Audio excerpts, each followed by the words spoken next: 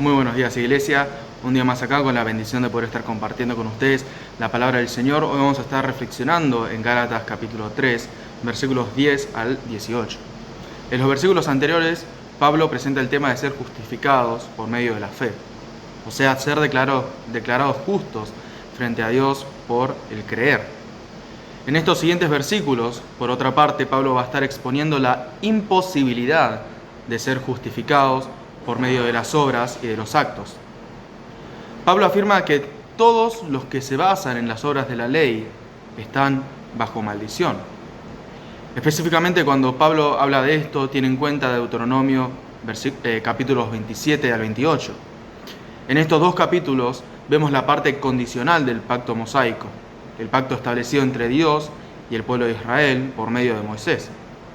Condicional en el sentido de que Dios iba a bendecirlos si actuaban de forma obediente a sus palabras, pero iba a maldecirlos si violaban el pacto en sí. Lo que Pablo quiere expresar es que aquellos que no puedan cumplir con la ley perfectamente, como dijimos, quedan bajo maldición.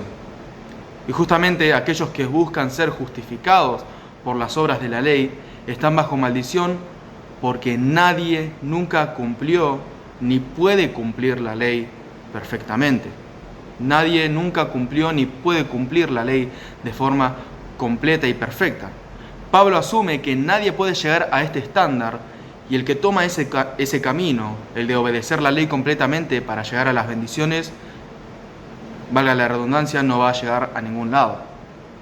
Además de todo esto, también es una realidad que Dios no tenía la intención de que la gente encontrara la vida por medio de la ley. Los sacrificios, por ejemplo, eran actos que expresaban arrepentimiento, devoción, la seriedad del pecado, pero no eran una solución permanente frente al problema del pecado y de la muerte, sino que el justo por la fe vivirá. Esto es muy importante, el justo va a vivir por la fe, el que es visto como justo ante los ojos de Dios va a vivir. Es por medio de la fe que encontramos vida y bendición. Ahora es interesante lo que Pablo dice a continuación: el que hace estas cosas vivirá por ellas, haciendo referencia a las obras de la ley. El que hace estas cosas, el que hace estas obras de la ley, vivirá por ellas. Esto podría sonar raro porque pareciera que Pablo se está contradiciendo, pero no, sino que está enfatizando el punto anterior. Sí, si uno pudiera cumplir con todas las prohibiciones y mandatos de toda la ley, podría estar frente a Dios demandando que sea admitido al cielo. ¿Pero existe tal persona? Hasta ahora, este es el cuadro que Pablo nos pinta. La ley requiere la obediencia perfecta para estar en buenas condiciones con Dios. Pero nadie puede llegar al estándar. Frente a este dilema, Pablo responde de esta forma: Cristo nos redimió de la maldición de la ley al hacerse maldición por nosotros. Cristo nos redimió de la maldición de la ley al hacerse maldición por nosotros, porque está escrito: maldito todo el que es colgado en un madero. Deuteronomio afirma que es maldito todo el que es colgado en un madero, porque todo el que pecaba después de ser ejecutado era colgado en un madero. Nuestra salvación tuvo un precio. Fuimos redimidos y rescatados por nada más y nada menos que la sangre del Hijo de Dios. Y para esto, el Hijo de Dios se expuso voluntariamente a las maldiciones de la ley. Él pasó por la maldición que era nuestra, aún sin haber cometido ningún pecado. Esto es sumamente importante, que Él mismo se expuso a las maldiciones de la ley. Él pasó por esas maldiciones que eran nuestras, aún sin haber cometido ningún pecado. Por esto, la muerte por crucifixión no es una casualidad, sino que todo fue acorde a lo que Dios estipuló, a lo que Él había estipulado. Todo esto para que cada creyente, tanto judío como gentil, por medio de Jesús pudiera recibir la bendición de Abraham de la que Pablo venía hablando. En ti serán benditas todas las naciones. Es por medio de la fe en Jesucristo que las naciones pueden ser benditas, y es por medio de la fe que recibimos el regalo que es el Espíritu Santo.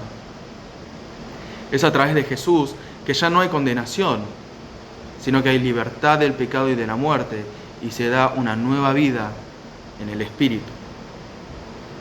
Es a través de Jesús que ya no hay condenación, sino que hay libertad del pecado y de la muerte, y se nos da una nueva vida en el Espíritu.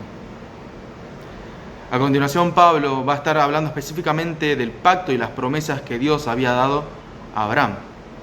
En Génesis, Dios había hecho un pacto con él, no por algún mérito de Abraham, sino por gracia de Dios. Este pacto, a diferencia del que hablamos anteriormente, el de Moisés, no era condicional. Abraham simplemente creyó en que Dios iba a cumplir con todo lo que él prometió. Y una vez ratificado el pacto, nadie puede cancelarlo ni añadirle cosas, menos si Dios es parte de ese mismo pacto. Y estas mismas promesas fueron también pronunciadas a la descendencia de Abraham. Pablo especifica que esta descendencia se trata de Jesús, especialmente y específicamente de Jesús. Pero entonces podríamos preguntarnos, ¿en dónde quedaríamos nosotros? A lo que Pablo se refiere es que al ser uno en Cristo, poniendo su fe en Él, forma parte de esa misma descendencia. Pablo está viendo a toda la iglesia en su enteridad, por así decirlo. Siendo parte de la familia en Cristo, uno también es parte de esa descendencia, es heredero de ese mismo pacto y de esas promesas. Se trata de la familia de la fe. El ser descendencia de Abraham es pertenecer a Cristo. Está viendo todo como un uno, no solamente Jesús, sino que nosotros, al estar en Cristo, formamos parte también de esa descendencia. Y esta es una realidad que el pacto mosaico no puede romper. Pablo enfatiza que el pacto con Abraham vino antes que el de Moisés, 430 años antes, por lo cual la promesa no puede ser invalidada por este pacto mosaico. Además, no se trata solo de una cuestión de tiempo, sino también de cómo es cada pacto. El de Abraham no se basaba en condiciones ni obligaciones, se trataba de gracia, pero con el de Moisés es todo lo contrario, como vimos. Dios se mantuvo fiel al pacto y vemos el contraste en que la ley nos demanda, hace esto, pero la promesa dice, acepta esto. A los descendientes de Abraham, por la fe en Jesucristo, se les ha dado la herencia gratuitamente por la promesa.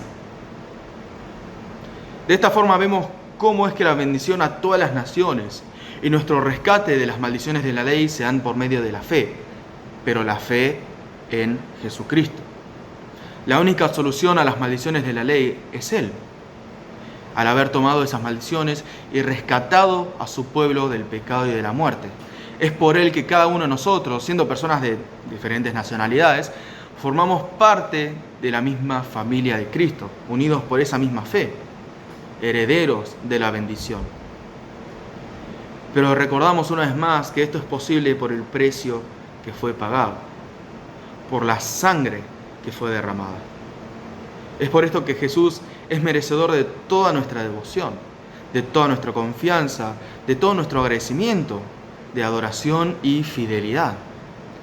Frente a la severidad de todo lo que Él padeció, nuestra respuesta no puede ser tomada a la ligera, sino que al ser justificados por la fe, también debemos vivir por la fe.